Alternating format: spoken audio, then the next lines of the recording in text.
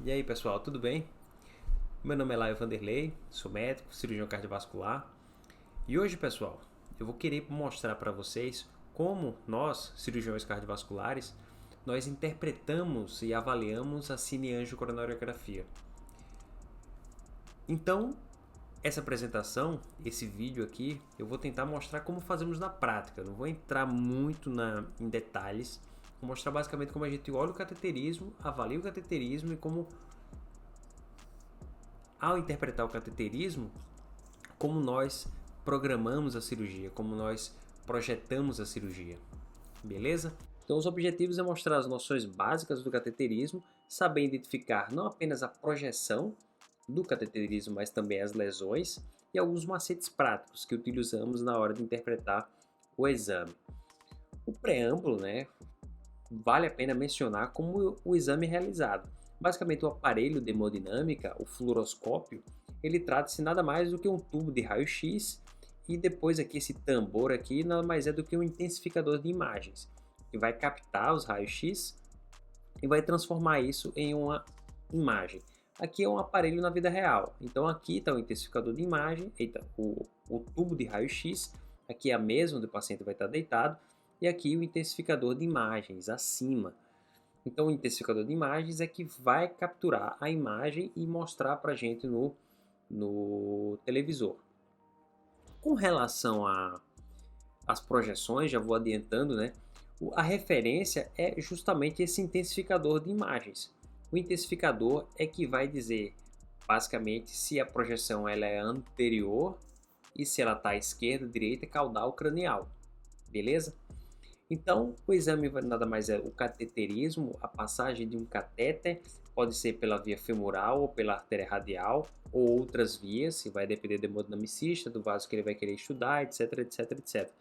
Basicamente é feita uma punção arterial e com diversos catéteres que os hemodinamicistas utilizam, vai ser cateterizado o ósseo coronariano. Ao ser cateterizado, o ósseo coronariano vai servir para... Não é que servir para, meu irmão? Agora o hemodinamicista vai injetar contraste no ósseo coronariano. Quando é injetado contraste, é aquele princípio radiológico. Quanto mais denso é o tecido e o contraste é muito denso, menos raio-x passa e mais hipodensa, na verdade, aqui estaria com efeito contrário, mas aqui mais hiperdenso ficou, porque a imagem ela está ao contrário.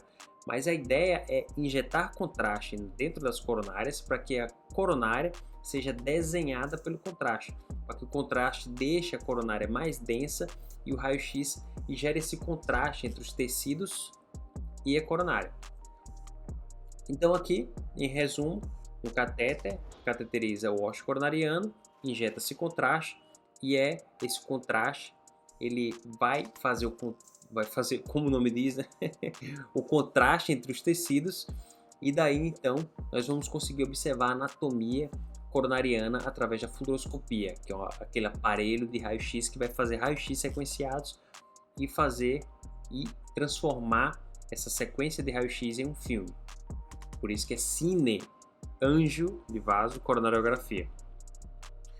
Um conceito de raio-x que é para outros exames, mas que é importantíssimo na hora de identificar uma lesão coronariana no cateterismo, é o defeito ou a falha de enchimento. Como o próprio nome diz, o próprio nome fala, a falha de enchimento não está enchendo onde deveria encher de contraste. Então observe essa lesão coronariana no tronco da coronária esquerda. Aqui deveria estar repleto de contraste, entretanto passa aqui só um filete. Então observe aqui como o calibre da coronária nessa porção aqui é muito maior do que quando comparamos com essa porção proximal. Tem alguma coisa errada, A porção proximal geralmente é mais calibrosa. Quanto mais distal está o vaso, quanto mais distal, menor é o seu calibre. Entretanto, na parte mais proximal da coronária esquerda tem um afilamento, tem um defeito de enchimento, tem uma falha de enchimento em todo esse segmento do tronco da coronária esquerda. Então, tem uma lesão ali.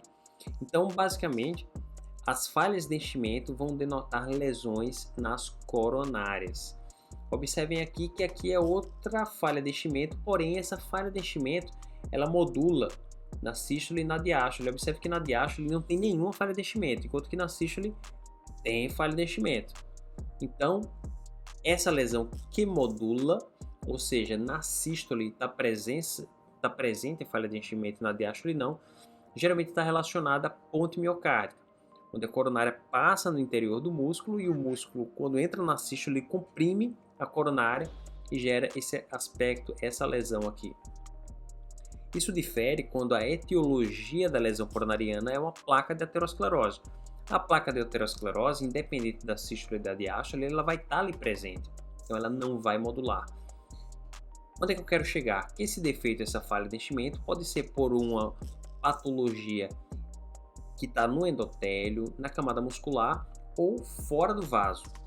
Então observe que a cineangiocoronariografia ela vai seguir para não apenas dar o diagnóstico da doença arterial coronariana, da doença aterosclerótica, mas também de outras patologias que geram falha de enchimento ou anomalias coronarianas, mas basicamente é definir, é um exame padrão ouro, o exame de escolha hoje para definir a anatomia coronariana, beleza? Mas a cirurgia mais feita aqui no Brasil e no mundo, assim, a maioria dos serviços no âmbito da cirurgia cardíaca é a cirurgia de ponte de safena, a revascularização do miocárdio.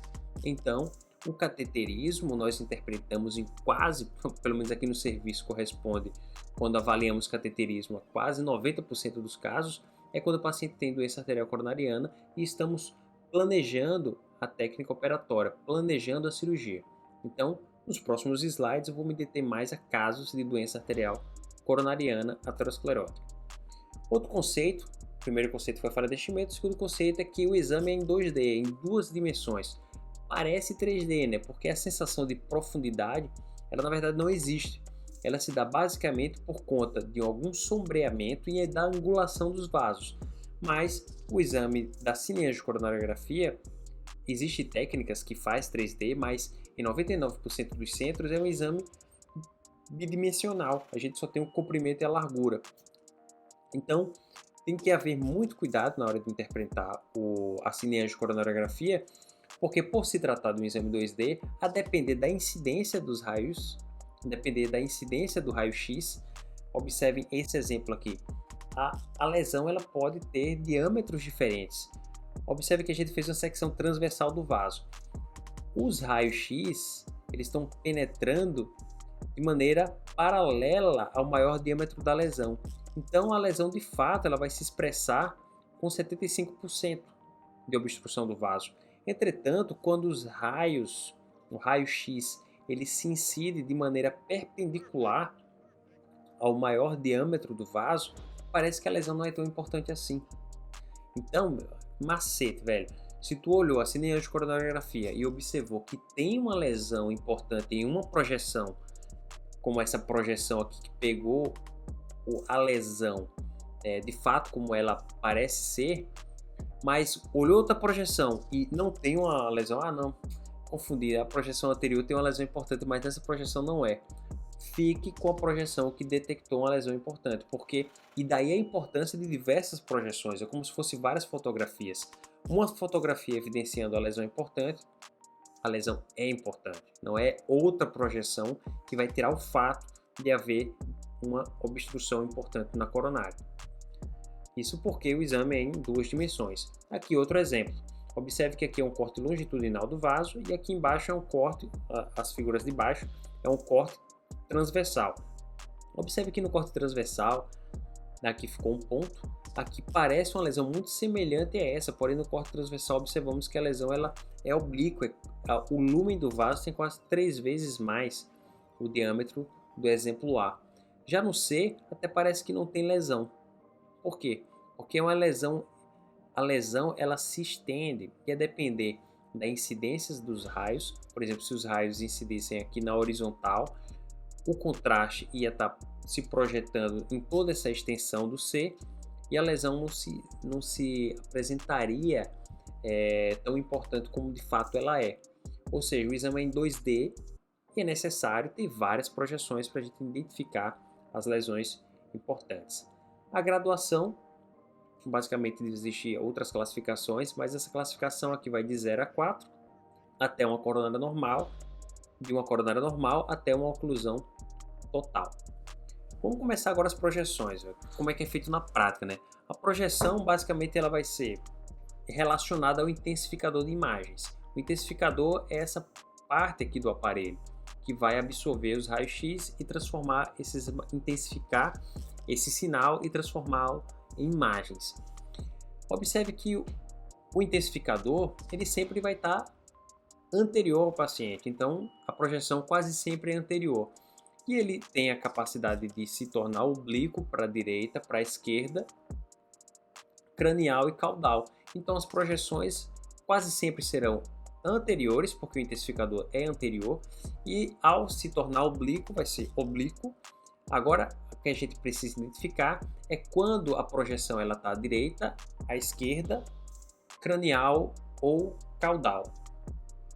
Um macete assim, né? Na prática mesmo, a gente não vê muito, não tenta identificar tanto, porque no próprio aparelho, quando você está na sala de hemodinâmica, ele vai te dar quantos graus cranial, quantos graus caudal, porém, é necessário tu aprender essas coisas básicas, né? Para chegar a um raciocínio mais complexo. E ainda mais que isso cai em prova de residência. Na prova de título, né, que eu fiz no ano passado, caiu uma questão, né, de imagem que mostrava uma projeção, que era para você dizer qual era a projeção que aquela cineangiocoronariografia mostrava. Então, é necessário você entender as projeções para compreender o simples e ser introduzido em outras questões mais complexas do cateterismo. E também cai em prova de residência. Aí tem que estudar de todo jeito. Então, as projeções da coronária direita e projeções da coronária esquerda. As projeções da coronária esquerda geralmente são 4 clássicas e elas seguem um sentido horário, pessoal. Então, observem aqui que o paciente está aqui deitado, o intensificador de imagens está sempre anterior e quase sempre oblíquo. Observe que aqui ele está abaixo da linha do coração, então é caudal, e quando está mais próximo da cabeça é cranial. Então aqui vai ser um oblíquo anterior esquerda caudal, oblíquo anterior direita caudal, oblíquo anterior direita cranial e oblíquo anterior direita esquerda cranial. Basicamente é isso, é sempre oblíquo anterior, vai ser caudal ou cranial, direita ou esquerda. Mas observe que, a depender da angulação que o intensificador está e o tubo de raio-x está, que ele está lá posterior, vai me dar diferentes fotografias. Observe a figura A e a B.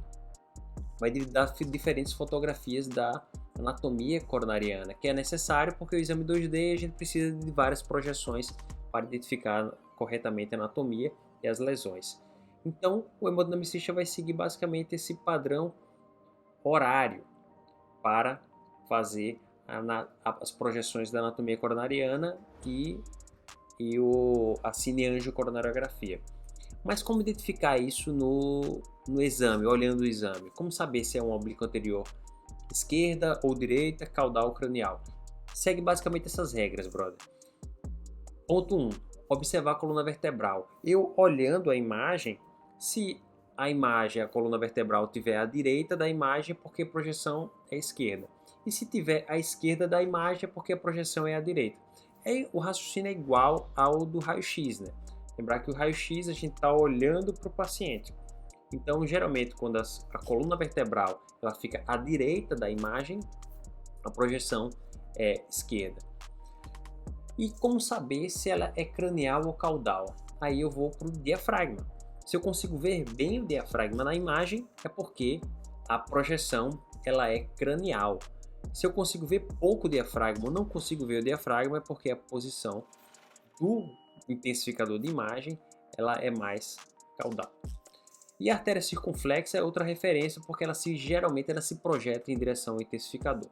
Então vamos na prática, pessoal. Não tem assim, como posso dizer, compreender tudo. É que nem eletrocardiograma, né? Quando você começa a fazer na prática, é que você aprende eletrocardiograma. Quando você fica com muita ciência, porque o eletro do sei lá o que e alterou a polaridade, um vetor está aqui, o outro ali, você não entende nada. Na prática, como é que é feito, né? Observe essa imagem aqui. A coluna, observe essa imagem aqui. Essa é a famosa spider, é um oblíquo anterior esquerda caudal. Observem que a oblíqua anterior esquerda caudal, eu mal consigo ver o diafragma, que é um paciente aqui do serviço, aqui do Instituto de Doenças do Coração de Alagoas, e aqui observamos que mal conseguimos ver o diafragma, não estou conseguindo ver o diafragma. Vocês vão observar na próxima imagem que ele fica bem evidente na cineangiocoronariografia. E outro ponto é que a coluna ela está centralizada, deve ser porque eu cropei a imagem, mas a coluna ela está um pouco mais à direita do que à esquerda, porque de fato acabei que eu ampliei a imagem e a coluna parece estar centralizada. Entretanto, pessoal, essa imagem aqui, se a coluna, vamos supor que de fato ela está mais à direita e que eu não consigo ver o diafragma, se ela está mais à direita, porque o intensificador de imagem está à esquerda. E se eu não consigo ver o diafragma, é porque o intensificador de imagens ele está caudal. Lembrar só desse macete aí. E o terceiro macete é qual? Que a CX, que é essa coronária aqui, quase sempre vai em direção ao intensificador de imagem. Ou seja, está indo para baixo, está indo caudal. Então, muito provavelmente, trata-se de uma incidência caudal de fato. Então, como vamos observar, aqui está um desenho didático, né? Aqui o tronco da coronária esquerda, aqui o tronco da coronária esquerda, CX descendo aqui e a DA, ela sobe, entre aspas, né? Então, a DA estaria aqui. Observe como a DA vai encher lá tardiamente, aqui. Aqui tem uma obstrução severa na DA, né, pessoal? Então, primeiro ponto, identifica a projeção e depois eu vou observar as lesões. Observe como tem lesão aqui, ó, falha de enchimento aqui, a DA quase subocluída, para não dizer que está ocluída. Então, a gente observa a projeção, observa o padrão de lesão e já pensa, poxa, se essa CX tem uma lesão aqui que parece ser importante, se essa marginal parece ter uma lesão importante, eu vou botar ponte aqui depois dessa lesão e ponte aqui depois dessa lesão. E a DA também, a DA está subocluída, eu vou tentar botar uma ponte em algum lugar, às vezes não acha, né? Mas o raciocínio é esse, identifica a projeção, identifica a lesão e depois raciocina que a lesão, a topografia da lesão me pontificar após aquela lesão, como o próprio nome já diz, é uma ponte, né? Vamos lá agora para essa projeção aqui, opa, aqui, a oblíqua anterior esquerda cranial. Observe agora como eu consigo ver bem o diafragma. O diafragma está muito evidente aqui, ó. Toda essa região aqui, vamos botar de novo para tocar esse filme. Opa, volta, caramba. Olha aqui, ó. O diafragma subindo, descendo, e ele, consequentemente, é mais denso, porque tem os órgãos abdominais, o fígado, o baço. Observe que a coluna agora está à direita da imagem. Está bem à direita da imagem. Então, a incidência é sempre oblíqua anterior e ela é esquerda. Olha a coluna onde está. E ela é cranial por quê? Porque consigo ver bem o diafragma. Então, observe que nessa projeção, a DA ela vai descer e a CX ela vai se projetar para a esquerda. Então, o intensificador de imagem está à esquerda, a CX está indo em direção ao intensificador de imagem. Beleza? E o que podemos observar aqui nessa imagem? Observamos qual é a projeção e agora vamos ver que o padrão de lesão. Observe aqui que a DA, ó, ela parece ter aqui uma oh meu Deus, fugiu agora a palavra. Não é neovascularização, né? Mas uma vascularização aqui, ó, que está saindo da CX em direção à DA, ó, enchendo a DA por colateral. Beleza? Me fugiu a palavra aqui. Mas daí, topografa a lesão, ó, parece ter lesão importante aqui, a DA parece de fato estar ocluída, enchendo por colateral. Beleza? Depois me corrija se estiver errado aí nos comentários. Mas essa é a oblíqua anterior esquerda cranial, que dá para ver bem a DA. Observe como a DA fica tudo delineado. Então, a oblíqua anterior esquerda cranial é uma ótima projeção para ver a DA. Enquanto que, acabei não falando, a oblíqua anterior esquerda caudal é ótima para ver o tronco da coronária esquerda. Observe como ele fica limpo, essa fotografia fica limpa. O tronco da coronária esquerda e a bifurcação dos seus ramos principais. Vamos para a próxima, oblíqua anterior esquerda caudal, oblíqua anterior esquerda cranial. Vamos para a oblíqua anterior direita cranial. A oblíqua anterior direita cranial, observem aqui que dá para ver bem o tronco da coronária esquerda. E a CX, ela se projeta para cima, em direção ao intensificador, e a DA desce. Também é uma ótima projeção para ver o percurso da DA, olha a DA aqui. Então observamos aqui que nessa cineante coronariografia está a DA, os seus ramos diagonais, e nessa projeção o que desce para cá, ó, aqui está a CX e a DA. Entre a CX e a DA vai estar o quê? Ramos diagonais, aqui, ó. E alguns ramos marginais que não vai dar para ver bem. Mas a ideia é que entre a CX e a DA vai estar ramos da DA. E para baixo vai estar as septais. Aqui vale um macete, pessoal. O que é terço proximal e o que é terço médio distal da DA? A referência vai ser o primeiro ramo septal. O primeiro ramo septal bem calibroso, geralmente é que vai definir o que é terço proximal, então seria até aqui o terço proximal da DA, e aqui terço médio distal. Já a oblíqua anterior direita caudal. Essa é a posição que o nosso chefe, o professor Vanderlei, diz que é a projeção do cirurgião. Porque essa projeção, geralmente a gente costuma desenhá-la e definir as lesões nessa projeção, porque ela é ótima, porque ela mostra bem o tronco da coronária esquerda, mostra bem a CX descendo aqui, ó, e mostra bem a DA se projetando nesse segmento. Observem que aqui nessa projeção vamos identificar somente pelo filme. Aqui fica difícil, né? Mas aqui eu mal consigo observar o diafragma, então muito provavelmente é caudal. E aqui também, pessoal, ó, aqui eu não sei se vai ficar nítido nas imagens, mas aqui as costelas estão descendo. As costelas, a coluna estaria à esquerda, eu olhando a imagem, estaria à esquerda, então a projeção é direita. Eu sei que não ficou nítido neste exemplo, mas lembre-se bem, né? Observar a coluna vertebral e observar o diafragma para saber se a projeção ela é cranial ou caudal ou se ela é direita ou esquerda. Já as projeções da coronária direita geralmente são 2 a 3 projeções.